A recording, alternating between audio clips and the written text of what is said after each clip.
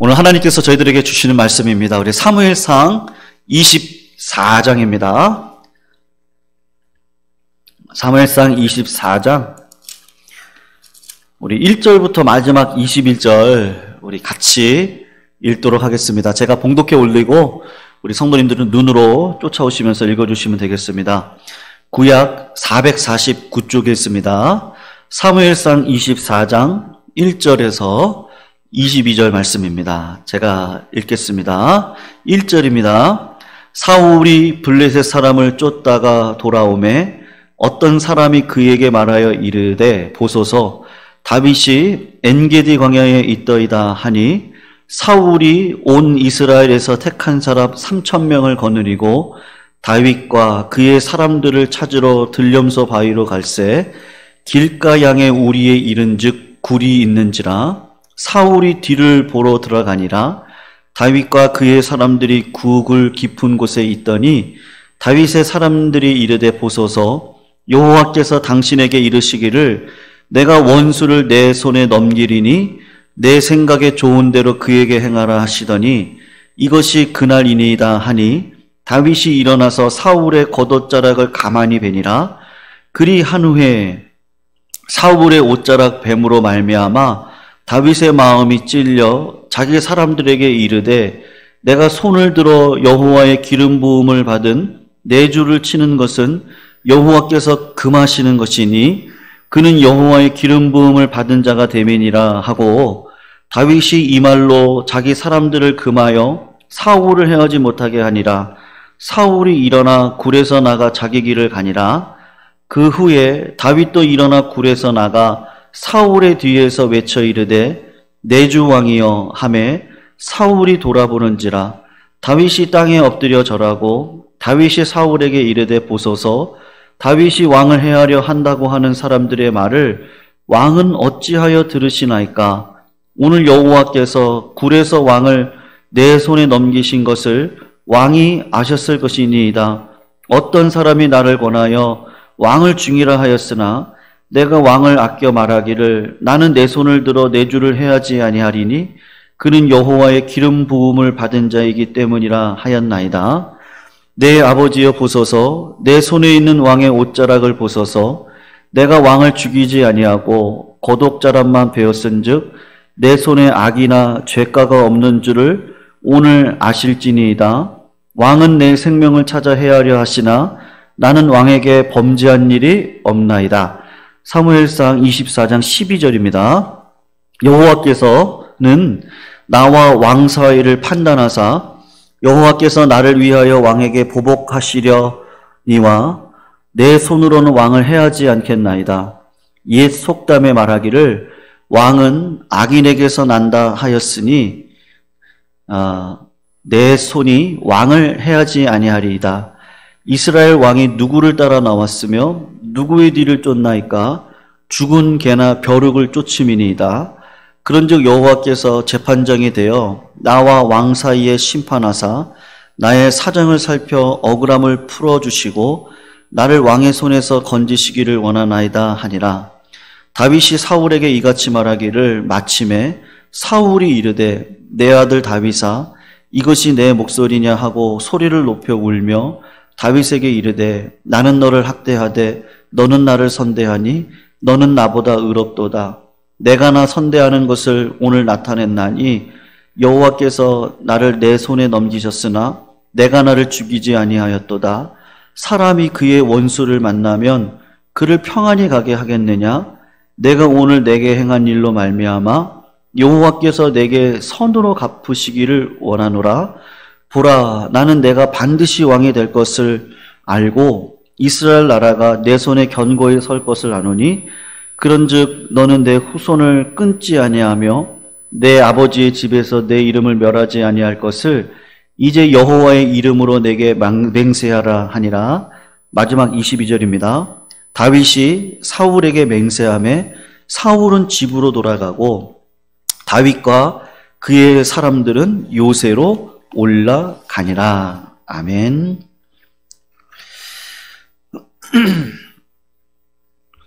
성도님들, 오늘 수요 예배 설교 제목이 선한 양심입니다.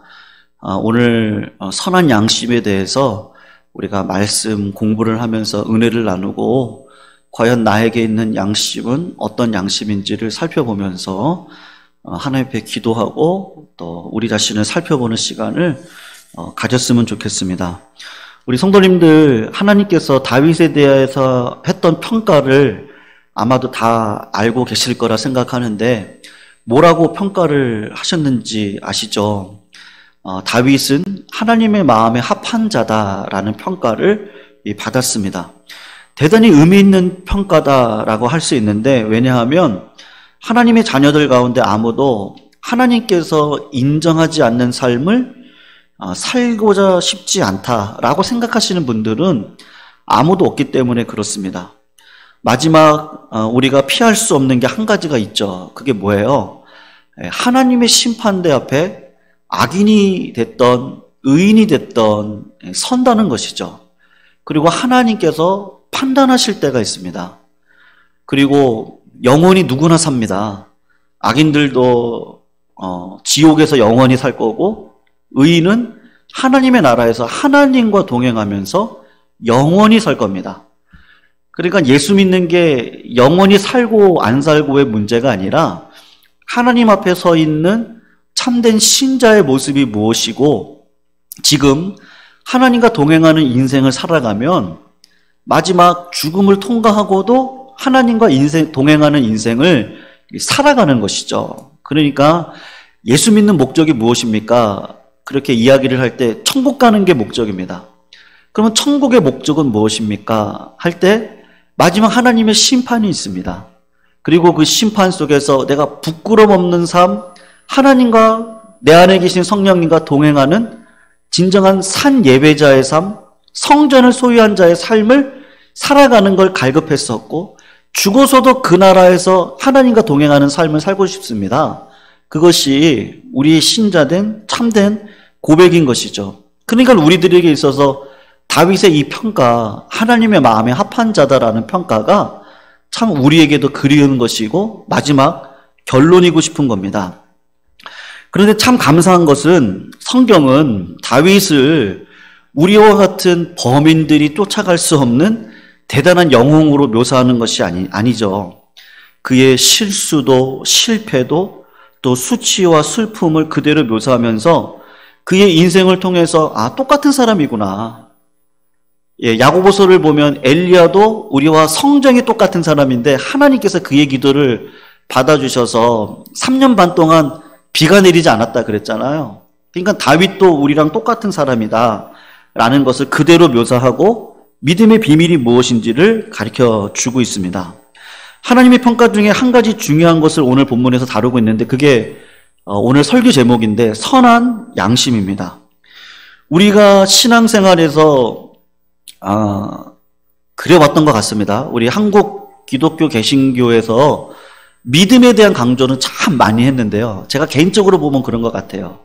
근데 이 양심에 대해서는 많이 다루지 않았던 부분입니다. 그런데 성경은 객관적으로 보시면 매우 중요한 신앙의 지표로 믿음을 제시하기도 하지만 사실은 이 양심에 대한 강조가 상당히 많거든요. 그러니까 더러운 양심에는요, 믿음을 담을 수가 없습니다. 그러니까 믿음보다 우선하는 게 뭐냐면 양심입니다. 그거를 우리가 꼭 기억을 하셔야 됩니다. 선한 양심이라고 하는 그릇 안에 믿음의 보배를 담는데 그 믿음의 그릇 안에 예수 그리스도를 믿는 그 보배가 딱 들어가 있는 거거든요. 그래서 오늘 이 선한 양심의 문제를 살펴보면서 우리 성도님들께서 깨닫는 시간, 또 은혜를 나누는 시간이 되었으면 좋겠습니다. 여러분, 오늘 본문은 많이 알려진 내용인데 본문의 배경을 한번 살펴보면 어떤 밀고자들이 사울 왕에게 그러니까 다윗의 지금 약점을 이야기를 하는 거죠. 이게 폭로를 시키는 건데 엔게디 황무지에 숨어 있다라고 1절을 보면 알려주고 있습니다. 여러분, 이 서한에 있는 엔게디는 이 동굴이 많은 지역입니다.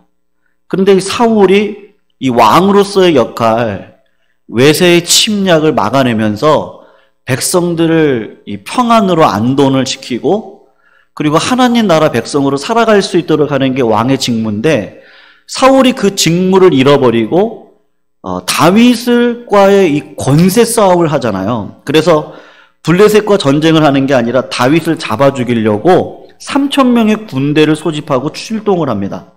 근데 사울이 갑자기 이 용변이 매려워서 굴 속에 들어가는데 그 굴 속에 누가 있었습니까? 이 다윗과 그의 부하들이 있었습니다. 오늘 본문을 보면 뒤를 보러 간다. 개역개정은 그렇게 이야기를 했는데 이 번역이 좋은 번역이 아닙니다. 이 개역 성경이 참 좋은 번역인데요. 히브리 용법 그대로 묘사를 했어요. 뭐라고 이야기를 했냐면 발을 가리운다. 이 발을 가리운다라는 뜻이 이 낮잠을 잔다라는 뜻도 있고 용변을 본다라는 뜻도 있는데 대부분 해석을 이 용변을 본다는 쪽으로 해석을 하시는 분들이 많이 계십니다. 어쨌든 용변을 보러 굴 속을 들어가는 거니까 이미 굴 속에 들어와 있던 사람은 어두움에 이제 적응을 한 상황이잖아요. 그러니까는 눈이 적응되어져 있던 다윗에게 있어서는 누가 들어오는지 분명히 보이는데 사울왕이 들어오는 것이죠. 최고의 기회 아니겠습니까? 그때 부하들이 오늘 본문 4절을 보면 뭐라고 이야기를 합니까? 여호와께서 당신에게 이르시기를 내가 원수를 너 손에 붙이니 내 소견에 선한 대로 행하라. 그게 하나님의 뜻인 것 같습니다. 라고 이야기를 하고 그날이 바로 오늘입니다. 이 부하들이 그렇게 이야기를 하는 것이죠. 우연이라고 하기에는요, 딱 사울을 죽일 수 있도록 하나님께서 그의 손에 그냥 딱 집어넣어 주신 겁니다. 놀라운 기회가 아닌가. 그래서 여러분 어떻게 하죠? 다윗이 칼을 뽑습니다. 그리고 다윗이 사울의 겉옷자락의 끝을 살짝 베었습니다. 그리고 마음에 찔렸습니다. 죽일 수도 있는 기회에 단지 옷자락만 베었습니다. 여러분, 이게 그냥 우리가 글로 읽어서 그런 거죠. 다윗의 입장에서는 엄청난 고민을 했던 겁니다. 이것이 참 중요한 고민이고 어려운 결정인데 결정이 어려운 것만큼 이 결정을 통해서 다윗의 일생을 결정하는 중요한 결정이기도 했어요. 사실은요. 성도님, 하나님 앞에서 우리가 한 가지 결정을 잘하면요 평생의 복을 받습니다. 우리 성도님께서 그런 복들을 누리시기를 주님의 이름으로 축원을 합니다.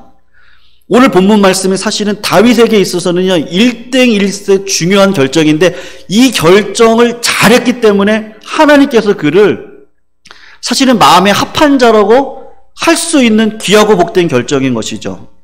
여러분, 상황을 보시면요 하나님께서 꼭 만들어주신 상황인 것 같아요. 하나님의 때를 기다리는 겸손, 그걸 가지고 살아왔는데 마침내 사울이 자기 손아귀에 들어왔어요. 그리고서는 어떻게 생각할 수 있어요? 하나님께서 주신 기회다. 하나님께서 내 손에 사울을 맡긴 거 아닌가? 우연치고는 너무 필연이잖아요. 하나님이 나를 도구로 쓰셔서 사울을 빨리 처리하고 그리고 이스라엘 백성들을 빨리 편안하게 인도하려고 하는 거 아닐까? 그런 생각을 할 수 있는 겁니다. 여러분, 다윗의 부하들이 경솔하게 자기의 입장에서 하나님의 섭리와 뜻을 해석하고 있는데 너무나 많은 경우에 우리가 그런 식으로 생각하기가 쉬운 거죠. 내 입장, 현재의 상황을 생각할 때 그냥 사울을 죽이는 게 당연한 결과다 그렇게 생각할 수가 있는 것이죠. 여러분, 아무도 지금 피난 생활 중이잖아요. 힘든 생활입니다. 이 피난 생활, 힘든 생활을 계속하고 싶은 사람이 어디 있겠습니까? 다윗도 계속하고 싶지 않았을 거예요. 그리고 언제나 이런 비슷한 상황을 만날 때 하나님께서 이거 나한테 주신 기회가 아닌가 그렇게 생각할 수 있는데 여러분, 많은 상황들이 딱딱딱딱 들어맞는다 그래도 꼭 생각하셔야 될 게 뭐냐 하면요, 하나님이 나를 시험하는 거 아닌가? 그거를 꼭 생각하시기를 주님의 이름으로 정말 부탁드려요. 상황이 하나님께서 주시는 것 같아요. 근데 그게 하나님이 대부분의 경우에는요 시험을 하는 경우가 많습니다. 제가 아는 목사님께서 미국에서 이민 목회를 하셨어요. 이민 목회가 쉽지 않습니다. 미국 동부에서 목회하시는 분들이 꿈이 뭐냐? 서부로 오고 싶어 하세요. 서부에서 목회하시는 분들의 꿈이 뭔지 아세요? 한국에 와서 목회하는 걸 원하세요. 뉴질랜드 같은 데서 호주에서 목회하시는 분들은 꿈이 뭔지 아십니까? 미국에서 목회하기를 원하세요. 미국에서 목회하시는 분들은 한국에 와서 목회하기를 원하시거든요. 그런 꿈이 있어요. 근데 제가 아는 목사님께서 미국에서 목회를 참 잘하고 계셨는데 한국에서 교회 청빙 광고가 뜨고 그리고 그 청빙 광고에 지원을 하셨어요. 그리고 일사천리로 지원이 이게 처리가 다 되고 그 목사님이 청빙이 되셨어요. 청빙이 되셔서 목사님이 그 교회를 가셨는데 정말로 이런 표현이 좀 그렇지만 아주 엄청나게 고생을 하셨어요. 그 한국 교회 오셔가지고. 그러면서 그 목사님께서 솔직하게 저한테 이야기를 하셨는데 저도 똑같은 생각이거든요. 제가 한 교회를 가서 위임을 하면 저는 그건 결혼식과 똑같다고 생각을 합니다. 그렇기 때문에 결혼의 관계이기 때문에 어떠한 상황 속에서도 하나님께서 나에게 평생 맡겨준 교회로 알고 그 교회를 섬기는 게 목회자의 본분입니다. 목사님도 그거를 알고 계셨어요. 근데 너무 일이 일사천리로 진행이 되어지니까 하나님의 뜻이 아닌가? 그러니까 사실은 시험이었죠. 그리고 왔는데 막상 와서 보니까 내 능력보다는 너무 큰 교회인 거예요. 그러니까 너무 힘드셨어요. 목사님 그러시더라고요. 하나님께서 주신 교회는 미국에 있는 그 교회였고 그 교회가 힘들고 어려워도 아버지와 같이 교회를 품고 섬기고 그렇게 하고 갔어요. 그렇게 가는 게 하나님 보시기에 경건의 능력인데 모든 상황이 딱딱딱딱 들어맞으니까 이게 하나님의 뜻이 아닌가? 그리고서 와서 보니까 내가 실수했구나. 그거를 깨달았다 그렇게 이야기를 하시더라고요. 성도님들, 우리의 상황 가운데 그런 것들이 분명히 있습니다. 다윗이 참 어려운 결정이에요. 고민할 수밖에 없는 결정이었어요. 하나님께서 우연을 가장한 필연으로 사울을 내 손에 넘겼고 그리고 내가 이렇게 피난 생활도 빨리 접을 수도 있고 백성들이 저렇게 허덕이고 슬퍼하고 고난 가운데 있는 이때에 하나님께서 나를 기름 부어주신 왕으로서 이제 진짜 기회가 왔구나 하고 생각할 수 있는 상황이잖아요, 분명히. 근데 다윗이 참 마음에 합한 게 뭐예요? 하나님의 입장에서 생각을 하고 말씀을 기준으로 생각을 하는 거죠. 세상의 기준이 아니에요. 세상의 철학이 아니고 윤리가 기준이 아니라 말씀이 기준인데 그 말씀을 기준으로 생각을 했는데 그 말씀이 작동하기 위해서 다윗이 가지고 있던 강점이 뭡니까? 이 양심이거든요. 선한 양심입니다.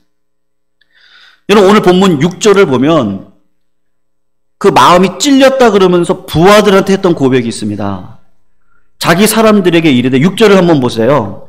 내가 손을 들어 여호와 기름 부음 받은 내 주를 치는 것은 여호와께서 금하시는 것이니 그는 여호와의 기름 부음 받은 자가 아닙니까? 부하들에게 그렇게 설득을 하는 거예요. 그리고 사울을 죽이지 못하게 합니다. 결국 사울은 굴을 나가고 기회가 사라져 버렸어요. 여러분 이 말씀을 보면서 조금은 쉽게 지나칠 수 있는 부분이 뭐냐 하면 다윗에 대한 내면에 대한 성경의 묘사인데 다윗이 지금 가지고 있는 그 양심이 어땠다는 거예요? 예민한 거거든요. 살아있는 양심입니다. 양심의 가책을 느꼈어요. 그것이 경건의 참된 표지입니다. 다윗은 후일날 인구조사를 행하고 마음의 자책을 느꼈다 그래요. 간음죄를 범하고 나단 선지자가 왔을 때 나단 선지자가 죄를 폭로할 때 마음의 자책을 느꼈습니다. 선한 양심을 가지고 있는 것이죠. 선한 양심을 가지고 있을 때 나타나는 특징이 뭐냐? 첫 번째는 하나님 앞에 그가 느낀 잘못에 대해서 가책을 느끼는 것이고 둘째는 사람들 앞에서 그것을 고백을 하는 겁니다. 이게 용기 있는 행동이 아니면 양심이 살아있지 않으면요 그 고백을 할 수가 없습니다. 여러분 경건의 최상의 표지 중에 하나가 뭐냐? 여러분 믿음이 맞아요. 근데 믿음에 앞서서 양심이 민감한 게 경건의 표지거든요. 양심이 죄악을 허용하고 타협해서 더러워지면 믿음이 떨어집니다. 그러니까 양심과 믿음은 같이 가게 되어져 있습니다. 선한 양심이 있을 때 믿음이 견고해집니다. 근데 더러운 양심은요, 믿음을 자꾸 떨어뜨리거든요. 그래서 바울 서신이 디모데전서 이 사랑하는 아들 디모데에게 했던 말이 똑같은데 이렇게 얘기를 해요. 이 교훈의 목적은 청결한 마음과 선한 양심과 그리고 했던 말이 거짓이 없는 믿음에서 나오는 사랑이다. 믿음에 앞서서 다윗이 했던 말이 뭐예요? 선한 양심. 디모데전서 1장 19절도 믿음과 착한 양심을 가져야 된다. 믿음만 이야기하지 않거든요. 양심을 이야기를 해요. 어떤 이들은 이 양심을 버렸고 그리고 믿음에 관하여 파설했다. 양심이 선하지 않으니까 믿음이 떨어진다. 지금 그 얘기를 하는 거죠. 디모데전서 3장 9절도 깨끗한 양심의 그 그릇에다가 믿음의 비밀을 가진 자가 되어야 된다는 것을 얘기를 해요. 디모데전서 4장 2절은 자기 양심이 화인을 맞으면 어떤 자가 된다 그래요? 외식한다. 사람이 외식하는 자가 된다. 그렇게 사도 바울이 디모데에게 양심에 대해서 강조를 하고 있는 겁니다, 여러분. 다윗에게 양심이 살아있어요. 예민합니다. 그래서 어떻게 이야기를 해요? 마음이 찔리니까 부하들 중에 누구 하나 문제 거는 사람이 없어요. 근데 자기의 죄책감과 수치감을요, 부하들에게 고백을 하고 있습니다. 선한 양심이 어떻게 작동을 합니까? 이건 자존심의 문제가 아니거든요. 내가 왕으로서 리더로서 문제가 아니라 하나님에 봤을 때 내가 죄를 범했기 때문에 부하들한테 죄책감을 가지고 내가 이런 마음이 있었다고, 그리고 그 근거가 말씀이라고 이야기를 하는 것이죠. 그러니까 정확하게 하나님의 말씀의 원리를 정확하게 제시를 합니다. 하나님께서는 하나님의 기름 부은 사람을 인간의 손에 맡기지 않는다. 여러분, 모세 율법의 출애굽기 22장 28절을 보면 너는 재판장을 욕하지 말며 백성의 유사를 저주하지 말라. 여기서 재판장이 히브리어로 뭔지 아십니까? 엘로힘입니다. 엘로힘은 하나님이라는 뜻을 가지고 있거든요. 그러니까 지도자가 됐던, 교회의 담임 목회자가 됐던, 재판장이 되어졌던, 회사의 상관이 되어졌던, 전부 다 엘로힘, 하나님께서 세운 사람인 것이죠. 하나님의 기름 부음 받은 자인 겁니다. 그러니까 하나님이 세웠다는 이 개념에 있어서 다윗이 단지 옷자락을 배웠을 뿐인데, 내가 하나님의 권위를 침해했구나, 말씀에 범법했구나, 이 선한 양심이 작동을 한 것이죠. 손을 들어 여호와의 기름 부음 받은 내주를 치는 게 여호와께서 금하는 거다. 사울이 하나님이 선택해서 기름 부음 받은 왕이다. 그러니까 사울 왕은 누가 패해야 된다? 하나님께서 패해야 된다. 하나님의 권위를 절대적으로 존중하는 마음이 이 선한 양심 안에 말씀을 담고 있는 것이죠. 여러분, 세상 사람들이 말하는 양심은 어떤 양심입니까? 하나님이 없는 양심입니다. 거기에는 자기 자신에 대한 감각, 다른 사람에 대한 감각은 있는데 하나님에 대한 감각은 없습니다. 오늘날 우리는 이런 성경의 기준을 떠나 살아가고 있는 시대 속에 있습니다. 모든 권위를 우습게 여기는 시대 속에 있습니다. 선후배 관계도 어느 순간 사라졌어요. 부모님에 대한 권위도 사라지고 있는 시대 속에 있습니다. 선생님의 권위가 사라지고 있습니다. 인권이라는 이름 하에서, 제가 인권을 반대하는 게 아닙니다. 근데 인권이라는 이름 안에서 권위가 사라지는 것이죠. 지도자에 대한 권위가 사라지고 있습니다. 여러분, 사도 베드로는 분명히 권위자들에 대해서 뭐라고 이야기를 하죠? 무사람을 공경하고 형제를 사랑하고 하나님을 두려워하고, 그리고 했던 말이 뭐예요? 왕을 존대해라. 바울도 로마서 13장에서 각 사람은 위에 있는 권세들에게 복종해라. 권세는 하나님으로부터 나지 않음이 없나니 모든 권세는 다 하나님께서 정하신 거다. 여러분, 무엇이 다윗의 손을 막았습니까? 세상의 방식대로, 철학대로 가면요, 사울 왕을 빨리 패해야 됩니다. 죽일 수 있는 기회가 생겼을 때 빨리 죽여야 되는 것이죠. 근데 다윗의 손을 막았던 게 뭐예요? 하나님의 말씀이었어요. 말씀이 그렇게 하지 말라는 그 말씀이 선한 양심을 작동시키고 있었거든요. 여러분, 사무엘하 마지막 장이나 역대상에 있는 말씀을 보면 다윗이 말년에 범죄를 합니다.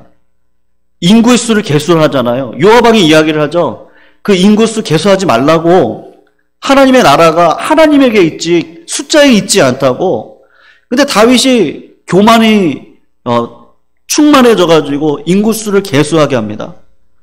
그리고서는 그 죄를 하나님께서 폭로시키시고 사단이 침노해 와서 하나님께서 징벌을 내리시는데 전염병을 내리시죠. 3일 동안 전염병이 내려서 7만 명이 죽습니다. 표면적으로는요, 다윗의 교만 때문에 하나님께서 그런 벌을 내리셨어요. 근데 실제로 말씀을 자세히 보시면 하나님께서 이스라엘 백성들의 범죄도 심판하기 위해서 다윗의 교만을 사용하셨는데 이스라엘의 범죄가 뭐죠? 압살롬의 반란, 세바의 반란을 통해서 다윗의 권위를 깨트렸거든요. 하나님께서 보실 때는 그거는 범죄 중에 범죄입니다. 다윗왕을 기름 부었지 압살롬을 기름 부으지 않았습니다. 다윗왕을 기름 부었지 세바에게 기름 부었지 않았습니다. 그러니까 하나님의 뜻이 있는데 그거를 백성들이 배반을 하니까 그것도 심판하시기 위해서 전염병을 내리셨는데 바로 하나님의 이 권위에 순종하지 못한 죄악을 하나님께서 벌을 내리신 것이죠. 여러분, 다윗에게는 선한 양심이 있기 때문에 사울이 굴에 나간 후에 다윗이 사울에게도 이 죄악에 대해서 이야기를 분명히 해야겠다 생각을 했어요. 그래서 사울이 나가고 난 다음에 다윗이 뭐라고 이야기를 합니까? 내 주 왕이요? 땅에 엎드리고 사울에게 절을 합니다. 그리고 다윗 사울에게 이렇게 이야기를 하는 거죠. 나의 아버지여 보소서. 내가 왕을 죽이지 아니하고 겉옷자락만 뱄습니다. 근데 그것이 나의 손에 악이나 죄가가 없는 줄을 아셔야 됩니다. 자신의 결백을 이야기를 하고 각오를 이야기를 하는데 여호와께서 나와 왕 사이를 판단하사 나를 위하여 왕에게 보복하시려니와 내 손으로는 왕을 해하지 않겠습니다. 성도님들, 우리가 선한 양심을 가지고 어떠한 상황 가운데서도 말씀을 붙들고 살아갈 수 있는 이유가 뭐예요? 딱 하나입니다. 하나님이 판단하실 거예요. 하나님께서 다 하실 거예요. 하나님께서 악을 악으로 갚으실 거예요. 선을 선으로 갚으실 거라고 하는 믿음이 다윗에게 있습니다. 성도 우리들이 이 땅을 살아가다 보면 억울한 일을 많이 당해요. 결혼을 하고도 억울한 일을 당할 수 있어요. 직장생활 하면서도 억울한 일을 당합니다. 교회 안에서도 억울한 일들이 있어요. 세상 속에서도 마찬가지입니다. 세상 사람들은 바꿔야 된다, 개혁을 해야 된다. 근데 그것도 맞아요. 다 맞는 말이에요. 그러니까 힘으로 이기려고 그러죠. 그렇게 해서 공정을 이야기를 합니다. 지금 청년들이 이 공정이 무너진 거에 대해서 분노를 하고 있는데, 그래서 바꿔달라 이거 아닙니까? 눈은 눈으로, 이는 이로. 그게 우리 마음에 편해요. 근데 하나님은 뭐라 그러시죠? 원수까지도 사랑하라 그래요. 선을 악으로 갚지 말라 그래요. 왕을, 지도자를 존대하라 그럽니다. 우리가 선한 양심이 없으면요, 세상 방식과 똑같이 가야 돼요. 지도자를 비판하고 왕을 비판하고요, 뭔가 잘못된 것이 있으면 그냥 막 폭로시키고, 그리고 저거 죄인이 아니냐, 그러면서 우리는 또 뭐 하죠? 또 다른 죄인을 세우죠. 그리고 우리 안에 있는 죄가 또 자기 유익을 위해서 또 그 자리를 또 차지하려고 하잖아요. 근데 하나님은 뭐라 그러세요? 그렇게 하지 말고 하나님 편에 모든 심판을 다 맡겨놓고 우리는 말씀대로 악을 악으로 갚지 말고 선으로 대해라. 다윗이 지금 이 고백을 하고, 내 신앙 고백을 사울에게 하고 있는 겁니다.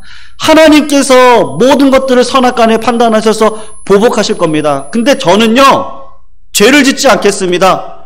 당신을 죽이지 않겠습니다. 저는 절대 그런 일 없을 겁니다. 악을 선으로 갚지 않을 선을 악으로 갚지 죄송합니다. 악을 악으로 갚지 않을 겁니다. 악을 선으로 갚는 인생을 저는 살겠습니까? 여러분, 하나님 앞에 우리의 양심을 지키는 방법이 뭡니까? 믿는 거죠. 하나님께서 반드시 판단하실 거예요. 믿으십니까? 정말 믿으시기를 주님의 이름으로 축원합니다. 하나님께서 다 갚아주실 거예요. 여러분, 사울의 왕의 반응을 보세요. 사울이 다윗이 그렇게 이야기했을 때 사울은 어떻게 합니까? 격정적으로 반응을 해요. 여러분, 신앙생활 하면서 눈물 흘리는 거 좋습니다. 근데 눈물만 흘려요. 그런 경우가 참 많아요. 네, 죄송한 말입니다만, 이게 눈물이 많으신 분들, 저도 눈물이 많지만 조심해야 될 부분들이 있습니다. 그냥 눈물만 흘리고 끝날 때가 많아요. 사울이 격정적으로 반응하는데 내 아들 다윗아 이것이 내 목소리냐라고 말하면서 왕의 채통을 잊어버린 채 소리 높여 옵니다. 그리고 자기 자신의 악함을 인정하고 다윗의 의로움을 인정합니다. 그리고 하나님께서 다윗의 선함을 은혜로 갚아주시기를 원합니다라고 말합니다. 그리고 뭐라고 이야기해요? 요나단이 다윗에게 말했던 것처럼 다윗이 왕이 될 것, 그리고 그 나라가 견고히 설 것도 안다 그래요. 그리고 자기 가족들을 선대해달라고 이야기를 하고 있습니다. 막 울면서 실제적인 이야기를 막 해요. 근데 회개인가요, 이게요? 회개가 아닙니다. 회개가 아님이 나중에 입증이 되어지는데 사울이 진실성이 없었던 거 아닙니다. 진실했습니다, 이때는. 그래서 눈물도 흘렸습니다. 감동도 있었습니다. 찔림도 있었습니다. 근데 다윗에게 지금 사울에게 있었던 약점이 뭐예요? 다윗과 다르게 양심이 굳었어요. 사울은 양심이 선하고 뽀송뽀송한데 다윗은요, 그런데 사울은요, 양심이 단단해요. 말씀이 와가지고 울기도 해요. 그리고 나의 연약함을 고백하기도 합니다. 근데 마음은 또 도로 돌아와요. 그리고 말씀대로 살지 않는 경건의 능력이 없어요. 사울이 살아왔던 삶을 성도님 생각해 보세요. 계속해서 말씀을 어기잖아요. 예배를 드리고 전쟁에 나가야 되는데 사무엘이 늦게 오니까 마음이 급해가지고 자기가 예배를 드리죠. 하지 말아야 될 일을 말씀을 자꾸 범합니다.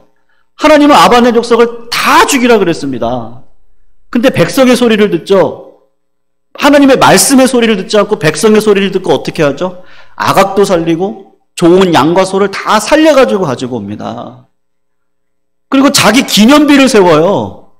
하나님의 영광을 올려드리는데 자기 기념비를 세우고, 사울의 이야기를 자세히 들어보면 나라는 단어가 얼마나 많이 나오는지 몰라요. 다 나.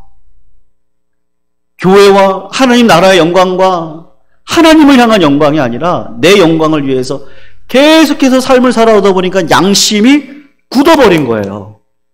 그러니까 지금 하나님께서 분명히 다윗을 통해서 말씀하심에도 불구하고 울어요. 감정 표현을 솔직하게 합니다. 근데 진정한 회개가 될 수 없는 이유가 뭐예요? 양심이 굳었기 때문에 그런 것이죠. 성도님들, 양심이 그를 변화시키지 않았습니다. 찔렸는데 찔림으로 끝났습니다. 행동이 바뀌지 않았습니다. 왜 그렇습니까? 마음이 굳었기 때문에. 선한 양심 안에 믿음이 담길 때 회개가 일어나고, 이런 역사는 우리를 거룩하게 하는 성령님으로 말미암는데, 성령님이 우리 안에 들어올 자리가 없는데 믿음이 부족해서가 아니라 믿음보다 앞선 양심이 굳어버렸기 때문에 하나님께서 우리들과 함께 할 수 없는 것이죠. 성도님들, 육을 이기는 영의 승리를 오늘 다윗을 통해서 보게 되는데, 죄를 이기는 은혜의 승리 가운데 하나가 무엇입니까? 다윗이 가지고 있었던 선한 양심입니다. 하나님의 거듭난 자녀들에게 하나님은 선을 악으로 이겨라, 원수 갚는 건 내게 있으니 내게 맡겨라, 왕을 존대하라, 거듭난 자녀가 아니면요, 이 말씀이 귀에 들리지 않습니다. 원수 갚는 게 하나님의 몫입니다.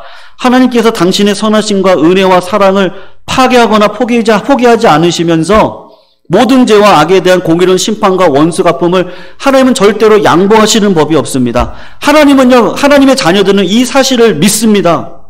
그럴 때 우리의 양심을 지킬 수 있고 우리의 믿음이 하나님 앞에 인정받을 수 있고 다윗과 같이 하나님의 마음에 합한 자로 이 땅의 삶을 살아갈 수 있습니다. 성도님들, 양심을 지키고 사시기를 주님의 이름으로 축원을 합니다.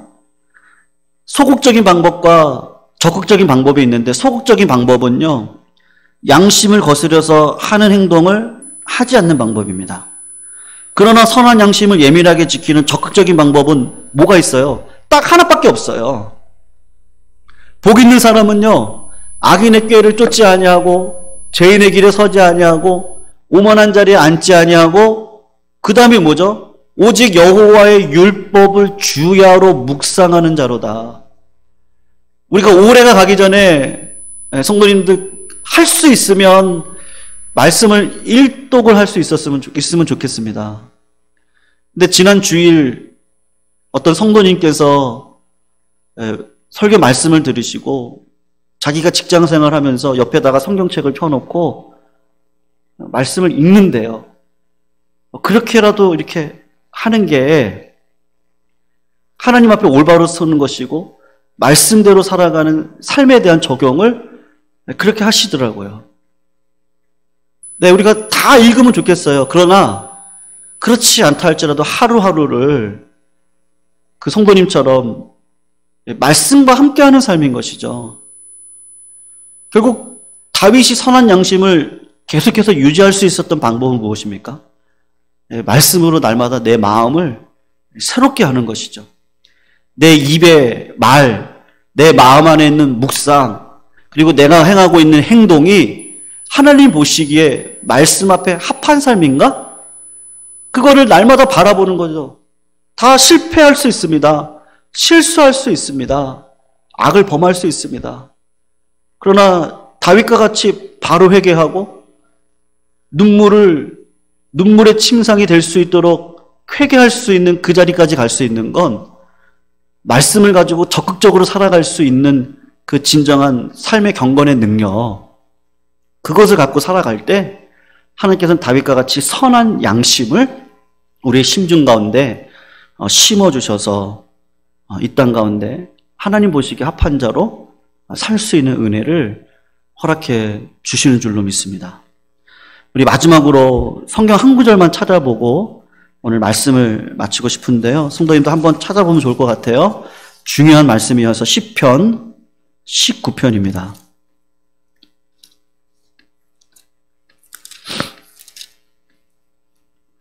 7절에서 14절입니다. 다윗의 시입니다. 그리고 다윗이 어떻게 삶을 살아왔는지에 대한 고백인데, 선한 양심을 가질 수밖에 없었던 이유가 말씀대로 살고자 노력했던 다윗의 실제적인 삶의 능력이구나라는 걸 깨닫게 되는 말씀인데요. 시편 19편 7절에서 14절 제가 읽겠습니다. 여호와의 율법은 완전하여 영혼을 소성시키시며 여호와의 증거는 확실하여 우둔한 자를 지혜롭게 하며 여호와의 교훈은 정직하여 마음을 기쁘게 하고 여호와의 계명은 순결하여 눈을 밝게 하시도다. 여호와를 경외하는 도는 정결하여 영원까지 이르고 여호와의 법도 진실하여 다 의로우니 금곧 많은 순금보다 더 사모할 것이며 꿀과 송이꿀보다 더 달도다. 11절입니다. 또 주의 종이 이것으로 경고를 받고 이것을 지킴으로 상이 크니이다. 자기 허물을 능히 깨달을 자 누구리요? 나를 숨은 어문에서 벗어나게 하소서. 또 주의 종에게 고의로 죄를 짓지 말게 하사 그 죄가 나를 주장하지 못하게 하소서. 그리하면 내가 정직하여 큰 죄가에서 벗어나겠나이다. 4절 14절 말씀인데 우리 같이 한번 읽어볼까요? 나의 반석이시요 나의 구원자이신 여호와여, 내 입의 말과 마음의 묵상이 주님 앞에 연락되기를 원합니다. 내 입의 말, 마음의 묵상, 마음 안에 있는 이 선한 양심, 그것이 주님 앞에 날마다 연락되기를 원합니다. 매일매일의 삶을 하나님과 동행하기를 원합니다. 하나님의 말씀이 내 삶의 기준 되기를 원합니다. 성도님들, 선한 양심을 가볍게 생각하지 마시기를 부탁드립니다. 하나님께서 다윗을 내 마음에 합한 사람, 내 마음에 드는 사람이라고 칭찬하신 것은 다윗이요, 고난이 우리랑 똑같이 있습니다. 예배자의 인생을 살아갈 수 없었습니다. 그 긴 시간을 고통과 두려움 속에서 쫓기며 살았지만 그 속에서도 자기의 양심을 지켰습니다. 하나님의 권위를 알았고 존중했습니다. 그리고 하나님께서는 그의 선한 양심에 믿음을 더하시고 또 더하시고 또 더하셔서 진정한 왕 같은 제사장의 삶을, 그래서 북방 이스라엘과 남방 유다를 하나가 되게 하고 하나님의 하나의 나라로 세울 수 있는, 그리고 자기가 성전을 세울 수 있음에도 불구하고 하나님은 아니라고 하시니까 솔로몬을 통해서 하나님의 영광을 세워갈 수 있는 그런 권위에 순종해서, 말씀의 권위죠. 그렇게 하루하루를 하나님, 내 입의 말과 내 마음의 묵상이 주님께 연락되기를 원합니다. 그렇게 예배자의 삶을 살아갔던 그 근저에는요, 이 선한 양심이요, 하나님 앞에 깨끗하고 정직한 마음을 소유한 자의 마음. 성도님들, 그 선한 양심, 믿음보다 중요한 게 양심입니다. 선한 양심을 가지시고 성도님들의 평생의 인생을 하나님 앞에 예배자로, 우리 예감교회가 또 목회자인 저도 하나님 앞에 정직한 자로 선한 양심으로 하나님 앞에 귀하게 쓰임받을 수 있는 은혜의 자리에 다 서시기를 주님의 이름으로 부탁하고 축원드립니다. 성도님, 우리 이 시간 한번 정직하게 한번 나를 돌아봤으면 좋겠습니다. 네, 우리 실수할 수 있습니다. 그런데 우리가 꼭 실수하지 말아야 될 게 뭐죠? 선한 영심은 언제나 살아있어야 됩니다. 그래서 교회에서 선포되어지는 말씀을 통해서 기도하는 가운데 하나님 환경을 통해서 움직이시거든요. 이 세 가지를 통해서 하나님 말씀하시는데, 우리가 하나님의 의도를 빨리 캐치하고 굳은 마음 되지 말고 사울처럼요, 다윗처럼 순간순간, 다윗도 오늘 실수하지 않았습니까? 왕의 옷자락을 베는 실수를 했음에도 불구하고 그것이 죄인 줄 알고 사울에게 고백하고, 그러나 하나님의 판단이 있다는 걸 생각하고 저는 악을 선으로 갚겠다는 삶을 살겠다는 그 선한 양심이, 성도님들, 우리 마음 가운데 있습니까? 우리 성도님들, 제가 참 고맙고 감사한 거, 우리 성도님들이 정말 어느 교회 교인들에 비해서 정말 착하시고, 당회장 목사님 말씀하시는 것처럼 정말 이런 교회는 없습니다.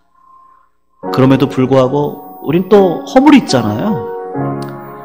그래서 말씀이 들려질 때 나에게 굳은 마음은 없는지 이 시간 한번 살펴보셨으면 좋겠고, 우리 교회가 코로나19와 같은 고난 속에서도 잊지 말고 가져가야 될 것, 선한 양심, 믿음, 그리고 삶의 능력.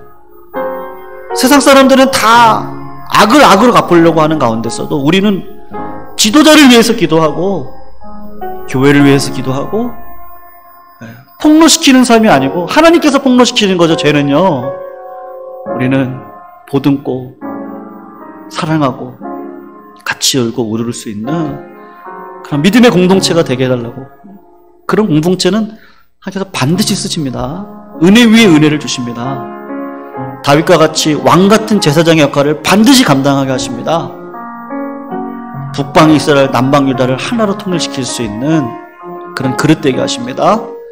오늘 그런 그릇으로 하나님 나를 삼아달라고 근데 그 그릇이 되려고 해야 되니까 다윗처럼 선한 양심이 있어야 되네요.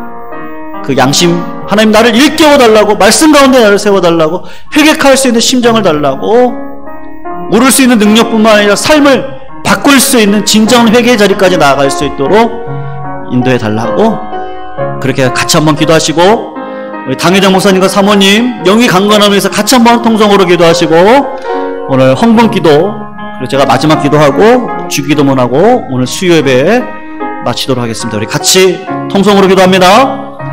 사랑하는 하나님 감사합니다. 아버지 하나님의 사랑과 은혜를 감사드립니다. 하나님, 말씀을 배울 수 있는 우리의 착한 마음을 주시니 감사합니다. 하나님, 오늘 말씀 가운데 선한 양심이 이런 거구나를 알게 해주시니 감사합니다. 우리의 믿음에 앞서 아버지 착하고 선한 마음을 저희들에게 허락하여 주시고, 옥토와 같은 마음 되게 해주셔서 말씀의 씨앗이 뿌려질 때 30배, 60배, 100배 열매를 맺을 수 있는 삶의 열매를 저희들에게 허락하여 주시옵소서. 사울과 같이 감정에 요동하는 자 되지 않도록 인도해 주시고, 다윗과 같이 날마다 말씀을 통하여 하나님의 말씀을 삶 속에서 이룰 수 있는 진정한 은혜의 삶을 누릴 수 있도록 선한 양심 허락하여 주시옵소서. 우리 교회가 그런 교회 되게 해주시고, 우리 교회가 그런 교회를 하루에 쓰임받을 수 있도록, 은혜 위에 은혜의 삶을 살아갈 수 있도록 우리 온 성도님들 한 분 한 분들을 붙들어 주시옵소서. 우리 당회장 목사님과 사모님 붙들어 주셔서 영교의 강건함을 허락하여 주시옵시고, 지난 30년 이상의 목회 가운데 하나님 복 내려 주셔서 앞으로의 30년, 100년의 예강교회 목회가 하나님 아버지, 우리 목사님 사모님 기도하시는 것처럼 든든하게 세워질 수 있는 교회 되게 해주십시오. 전진하는 교회 되게 해주십시오. 우리 온 성도님들 한마음 되어져서 하나님 나라와 성전을 이룰 수 있는 믿음의 교회로 축복하여 주시옵시고 역사하여 주시옵소서.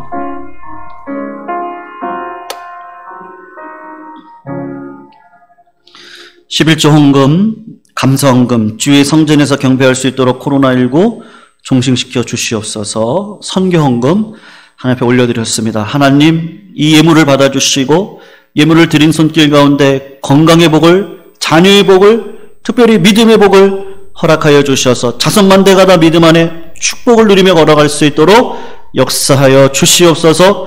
우리 성도님들에게, 저에게, 우리 한국교회 모든 성도들에게 선한 양심을 허락하여 주셔서 말씀대로 악을 악으로 갚지 않고 선으로 갚을 수 있는 기도의 능력, 말씀의 열매를 누리며 걸어갈 수 있는 능력들을 허락하여 주시옵소서. 특별히 우리 예강교회 하나님 복 내려주셔서 아버지 믿음의 아름다운 계대의 역사를 허락해 주실 뿐만 아니라 우리 어르신들, 당회장 목사님을 비롯한 어르신들의 기도가 이루어질 수 있는 은혜도 내려 주시옵소서.